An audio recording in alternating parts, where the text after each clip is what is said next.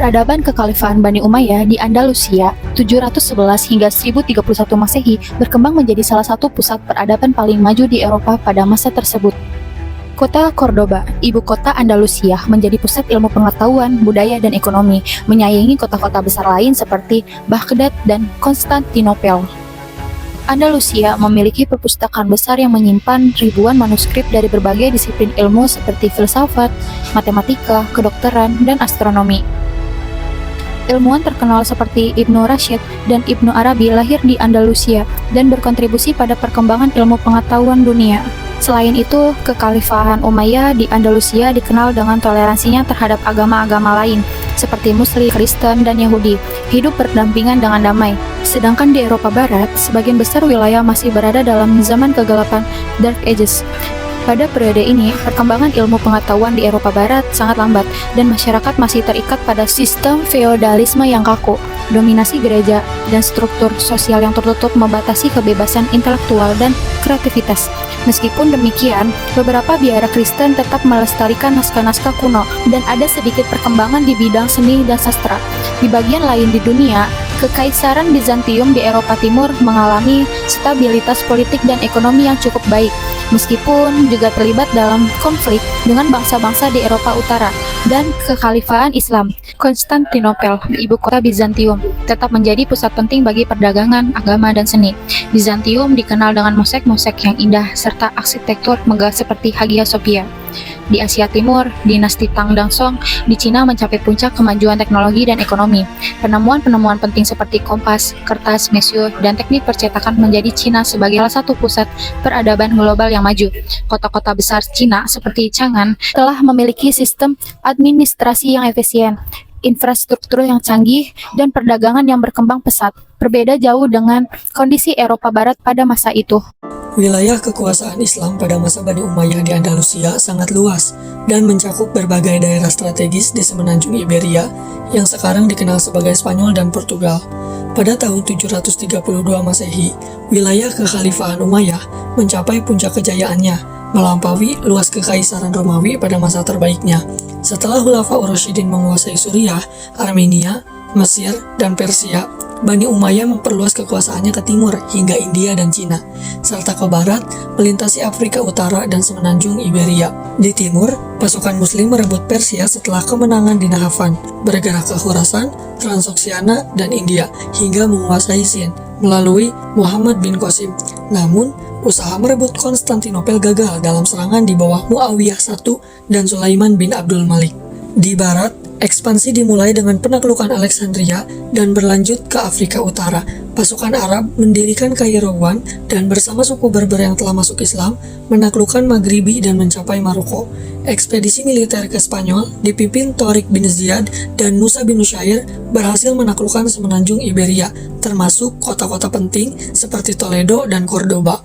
Upaya ekspansi ke Prancis melalui pegunungan Pirenia gagal setelah kekalahan dalam pertempuran Tours di bawah Umar bin Abdul Aziz. Pasukan Muslim juga menguasai pulau-pulau strategis di Laut Tengah seperti Mallorca, Rhodes, dan Sisilia. Ekspansi besar-besaran yang dilakukan di masa Muawiyah, Abdul Malik, dan Walid bin Abdul Malik mencakup wilayah dari Spanyol, Afrika Utara, Asia Tengah, hingga Asia Kecil. Dengan demikian, Kekhalifahan Umayyah menjadi salah satu kekaisaran terbesar dalam sejarah yang mencakup berbagai wilayah penting di Eropa, Afrika, dan Asia. Kekhalifahan Bani Umayyah di Andalusia adalah salah satu periode penting dalam sejarah Eropa dan dunia Islam. Dimulai sejak penaklukan Andalusia oleh Tariq bin Ziyad pada tahun 711 Masehi, wilayah ini menjadi pusat kekuatan Islam di Eropa. Masa ini membawa perubahan besar tidak hanya dalam agama, akan tetapi juga dalam politik, ekonomi, dan budaya masyarakat setempat.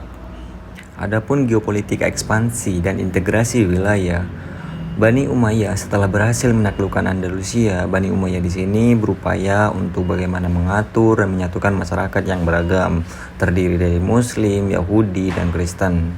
Khalifah Abdul Ar-Rahman I yang melarikan diri dari dinasti Abbasiyah di sini membangun pemerintahan yang fokus pada integrasi masyarakat lokal.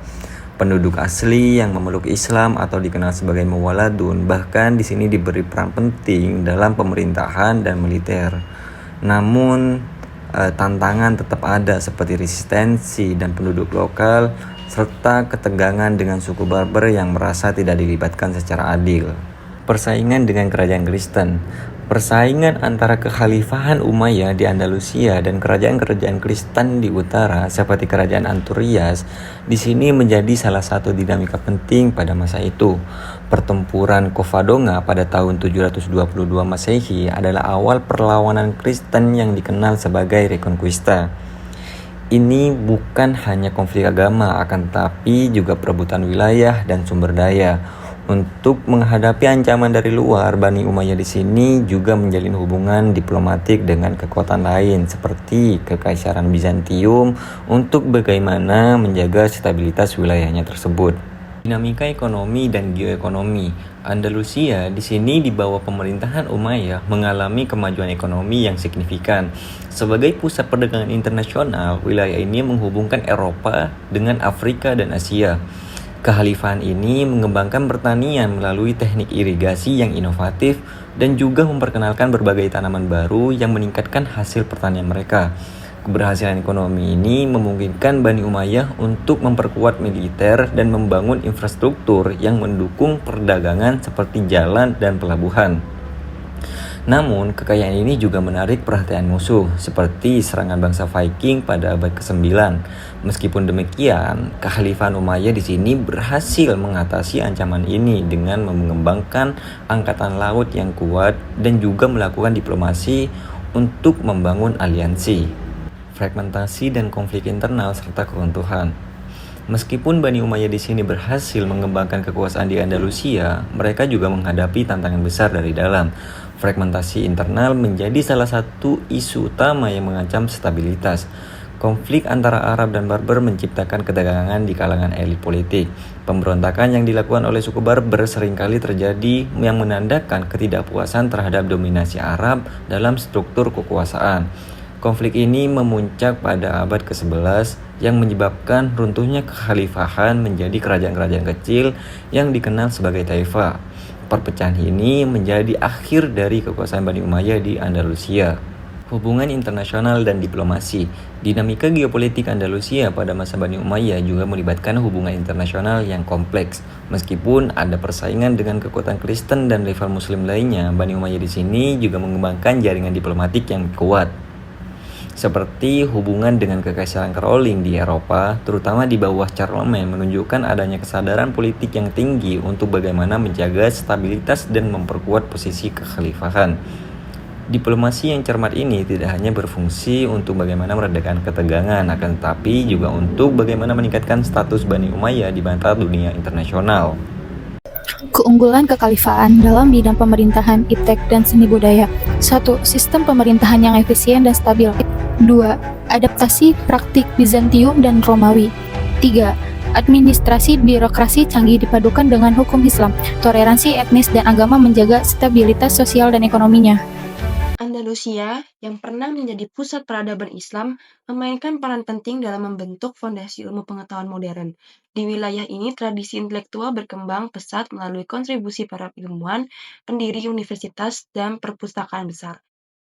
Ibn Rushd, yang dikenal di Barat sebagai Averroes, merupakan tokoh sentral dalam filsafat Islam di Andalusia. Dengan kemampuan intelektualnya, ia memberikan penjelasan mendalam terhadap pemikiran Aristoteles yang membuat dijuluki sang pensyarah. Pemikirannya tentang kebebasan berpikir dan rasionalitas memberi pengaruh besar pada pemikiran filsafat di Eropa. Gerakan Averroisme yang berkembang di Eropa abad pertengahan merupakan bukti nyata dampak dari ide-ide Ibn Rushd. Karyanya menjadi landasan bagi reformasi dan rasionalisme yang muncul pada abad-abad berikutnya, menandai kontribusi besar filsafat Islam dalam sejarah pemikiran dunia. Kehadiran Islam di Andalusia membawa perubahan fundamental dalam seni, sastra, dan arsitektur. Sebelum masa itu, tradisi sastra di Spanyol masih sangat terbatas. Karya Ibnu Hazm seperti Tauq al-Hamamah menjadi salah satu pilar penting dalam perkembangan sastra setempat. Bahasa Arab menjadi alat komunikasi utama, digunakan tidak hanya dalam lingkup sastra tetapi juga dalam berbagai kegiatan budaya lainnya. Dalam seni dan arsitektur, gaya Islam dengan ornamen geometris dan kaligrafi memberikan pengaruh mendalam. Unsur-unsur ini diadopsi oleh seniman Eropa, seringkali memahami sepenuhnya nilai filosofisnya. Namun demikian, adopsi ini mencerminkan sejauh mana estetika Islam membentuk seni dan budaya Barat. Andalusia pada masa kekuasaan Daulah Umayyah menunjukkan bagaimana masyarakat multikultural dapat hidup dalam harmoni. Muslim, Yahudi, dan Kristen berinteraksi secara aktif dalam bidang ekonomi, budaya, dan pendidikan. Meskipun terdapat stratifikasi sosial, toleransi menjadi elemen penting dalam kehidupan sehari-hari. Universitas dan perpustakaan besar yang didirikan di Andalusia, seperti di Cordoba, menjadi pusat intelektual dunia pada masanya. Para ilmuwan dari berbagai latar belakang berkontribusi terhadap kemajuan ilmu pengetahuan, menciptakan lingkungan yang kondusif untuk perkembangan intelektual. Dalam bidang matematika, kontribusi Andalusia sangat signifikan. Al-Khawarizmi, seorang matematikawan terkemuka, memperkenalkan simbol-simbol aljabar yang mempermudah pemecahan masalah matematika. Sistem notasi yang ia kembangkan menjadi salah satu elemen kunci dalam pembentukan sistem matematika modern.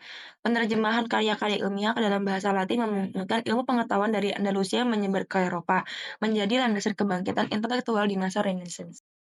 Di bidang astronomi, Andalusia memainkan peran strategis dalam pengembangan ilmu ini. Tokoh seperti Abbas Ibnu Firnas dikenal dengan eksperimen penerbangan dan kontribusinya dalam bidang optika. Observatorium di Cordoba menjadi pusat penelitian astronomi yang berpengaruh, menyediakan alat-alat yang memudahkan perhitungan waktu dan arah kiblat dengan presisi tinggi. Karya-karya astronomi ini dari Andalusia yang diterjemahkan ke bahasa Latin membuka jalan bagi kemajuan ilmu pengetahuan di Eropa yang kemudian berdampak pada revolusi ilmiah di Barat. Pengaruh Daulah Umayyah di Andalusia terhadap ilmu pengetahuan tidak dapat disangkal. Kontribusi mereka dalam filsafat, seni, matematika, dan astronomi telah memberikan dampak yang mendalam pada perkembangan peradaban dunia. Warisan ini mengajarkan pentingnya kolaborasi lintas budaya dan disiplin ilmu dalam mencapai kemajuan intelektual.